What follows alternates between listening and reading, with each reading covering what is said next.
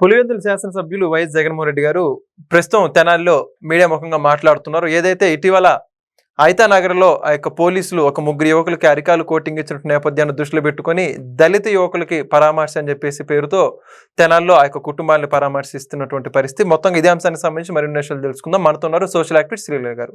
Madam నమస్కారం అండి. ఇప్పుడు ఏంటంటే జగన్మోహన్ రెడ్డి గారు ఈరోజు ప్రత్యేకంగా తెనాలి వెళ్ళి ఆ ముగ్గురు బాధితులు అంట వాళ్ళు గంజాయి బ్యాచ్ అని చెప్పేసి వాళ్ళ మీద కేసులు ఉన్నాయని చెప్పేసి ఎన్నో పోలీసులు పక్క పోలీసుల వర్షం ఇది. జగన్మోహన్ రెడ్డి గారేమో వాళ్ళు పూర్తిగా అమాయకులు, పోలీసులు కుట్రపూరితంగా వాళ్ళని కొట్టి వాళ్ళని హింసలు పెట్టుకుంటూ వస్తున్నారు.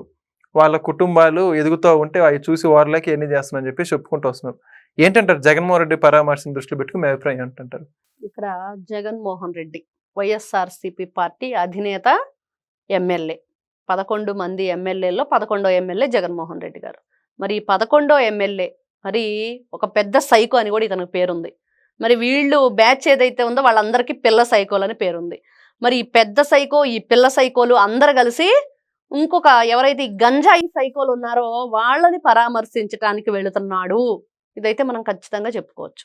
ఎందుకు సైకోలు అనాల్సి వస్తుంది అంటే అలా అనొచ్చా అని ప్రజలకు కూడా అనిపించవచ్చు. ఎందుకు ఇలా మాట్లాడుతున్నారని, ఎందుకు మాట్లాడుతున్నారు, ఎందుకు మాట్లాడవలసి వస్తుంది, కేవలం వాళ్ళనే ఎందుకు అంటున్నాం గంజాయి బ్యాచ్ అంటే గతంలో వాళ్ళు అక్కడ సృష్టించిన ఏదైతే రాక్షస కాండ ఉందో, రౌడీయిజం ఉందో, ఎంత దారుణంగా ప్రవర్తించిన వాళ్ళ అమానుషమైన వాళ్ళ చేష్టలు ఎన్ని విధాలుగా అంత దౌర్జన్యం అంటే మీరు గంజాయి మత్తులో ఏం చేస్తున్నారో, ఎవరి మీద దాడి చేస్తున్నారో, ఎందుకు చేస్తున్నారో, ఇంత దారుణంగా ఎందుకు ప్రవర్తిస్తున్నారో కూడా అర్థం కాని పరిస్థితి. అంటే కేవలం గంజాయి మత్తులోనే వీళ్ళు ఇలా చేస్తున్నారు అనేది.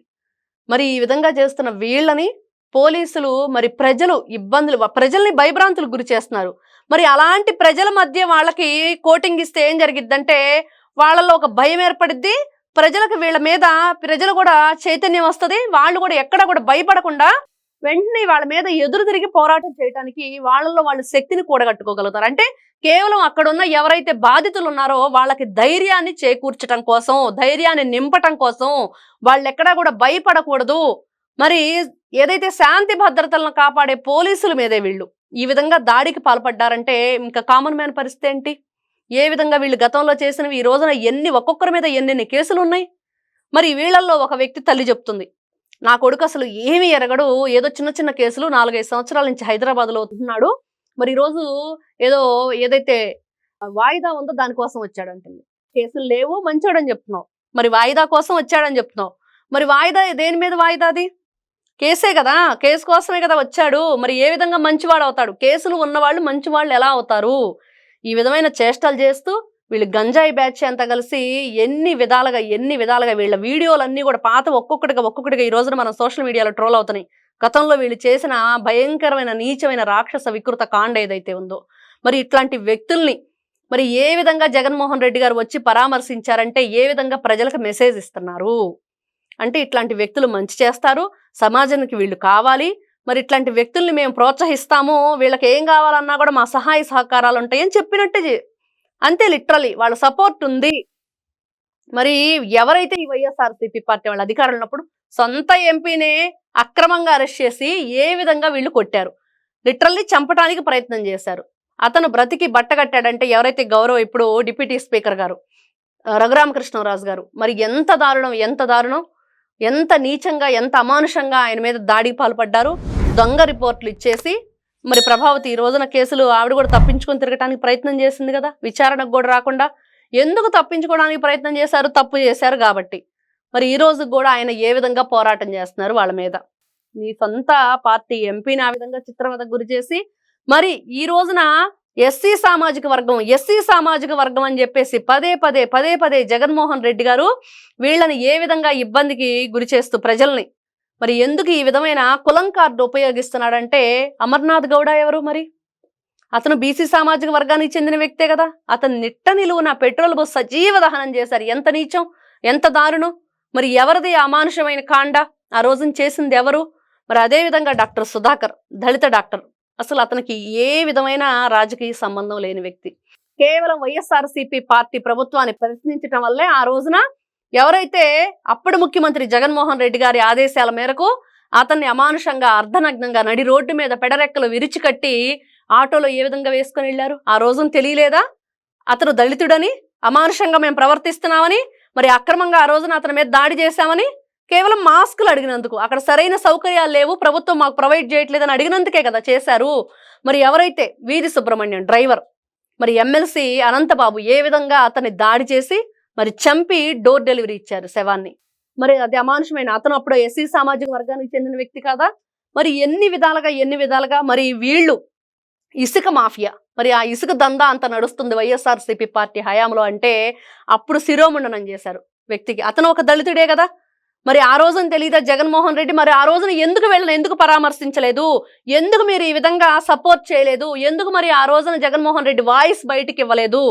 ఏమైపోయారు ఆ రోజు ఈ నాయకులంతా, మాట్లాడిన వాళ్ళంతా? ఈ రోజు వస్తున్నారు కదా అంటే కేవలం రాజకీయ లబ్ధి కోసమే జగన్మోహన్ రెడ్డి జగన్ నాటకం ఆడుతున్నాడు అనేది మనకి ఇక్కడ కనిపిస్తుంది. మరి అయితే ఇప్పుడు ఇందాక జగన్మోహన్ రెడ్డి గారు మాట్లాడుతుంటే ప్రెస్ మీట్ ముఖంగా మాట్లాడుతూ దళిత మైనార్టీ యువకులని వాళ్ళ మీద కక్ష కట్టారు, వాళ్ళు బాగా చదువుకున్నటువంటి వ్యక్తులు, వాళ్ళు ఎదుగుతూ ఉన్నటువంటి వ్యక్తులు అని చెప్పేసి మాట్లాడుతున్నారు.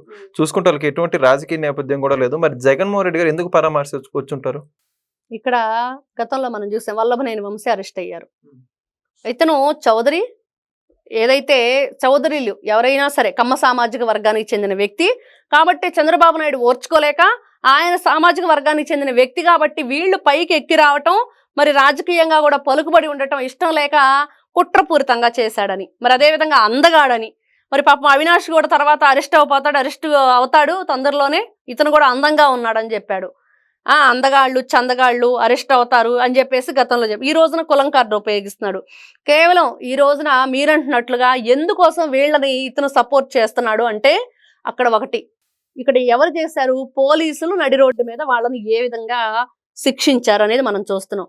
కేవలం ప్రజల్లో చైతన్యం తీసుకురావటం కోసం, అదే విధంగా ప్రజల ముందు వీళ్ళకి ఈ విధమైన దండన జరిగితే వీళ్ళు కూడా ఇంకొకసారి అట్లాంటి ఏదైతే పాల్పడ్డారో అన్యాయంగా అక్రమంగా అక్కడ నేరాలు, ఆ నేరాలు చేయకుండా ఉండటం కోసం ఒక భయాన్ని క్రియేట్ చేయడం కోసం వాళ్ళు చేశారు. సాక్షాత్ కానిస్టేబుల్ మీద వీళ్ళు కత్తులతో దాడి చేస్తే ఏ విధంగా ప్రోత్సహిస్తారు? కాబట్టి ఇక్కడ జగన్మోహన్ రెడ్డి వాళ్ళని ఈ రోజున ఎందుకు పరామర్శించడానికి వెళ్ళాడు? ఒక కులం కార్డుతో అంటే కూటమి ప్రభుత్వం మీద కుట్ర. ఇదైతే మనకు క్లియర్గా అర్థమవుతుంది. కూటమి ప్రభుత్వం మీద కుట్రతోనే మరి పోలీసుల మీద కుట్ర. పదే చెప్తున్నాడు కదా, పోలీసులకు సినిమా చూపిస్తాను, బట్టలోడు తీసి సమాజం ముందు నిలబెడతాను, సప్త సముద్రాల అవతలున్నా కూడా లాక్కొస్తానని మరి ఈ రోజున అదే చేస్తున్నాడు. పోలీసుల మీద కుట్ర, కూటమి ప్రభుత్వం మీద కుట్ర, అదే విధంగా ఎవరైతే ఈ రోజున వీళ్ల చేత బాధింపబడ్డారో వాళ్ళ మీద కూడా కుట్ర చేస్తున్నాడు జగన్మోహన్ రెడ్డి. ఈ విధంగా కులం కార్డు ఉపయోగించి పదే వాళ్ళకేదో అన్యాయం జరిగిపోయిందని. మరి గతంలో ఉన్న కేసులన్నీ వీళ్ళంతా మంచి వాళ్ళు, చాలా సౌమ్యులు, బుద్ధిమంతులు. ఆయన డైలాగులే చెప్దాం. వీళ్ళకి మరి సన్మానాలు చేయాలా, శాలువాలు కప్పాలా, పూలదండలు వేయాలా? ఏం చేయడానికి వచ్చాడు జగన్మోహన్ రెడ్డి? ఖచ్చితంగా ఈ రోజున వీళ్ల మీద ఉన్న ఎన్ని కేసులు ఉన్నాయి ఒక్కొక్కరి మీద ఎంత అమానుషంగా ప్రవర్తించారు. గంజాయి మొత్తులో వీళ్ళు చేసింది, ఒక ఆడపిల్లని ఎంత దారుణంగా వీళ్ళు కొట్టారు. మరి ఆ అమ్మాయి ఫోటో మనం ఈ రోజున సోషల్ మీడియాలో చూస్తున్నాం. ఎంత భయంకరంగా గాయాలైపోయి ఏ పరిస్థితిలో ఉంది. మరి ఎవరిక్కడ బాధితులు? జగన్మోహన్ రెడ్డి గారు దీనికి సమాధానం చెప్తారా? మరి ఆ బాధితురాల్ని పరామర్శించాలా? వీళ్ళు బాధించిన వాళ్ళని ఈ రోజున ఇతను పరామర్శించాలా? అస్సలు నేరగాళ్ళకి కులం ఏంటి? తప్పులు చేసిన వాళ్ళ కులం ఏంటి?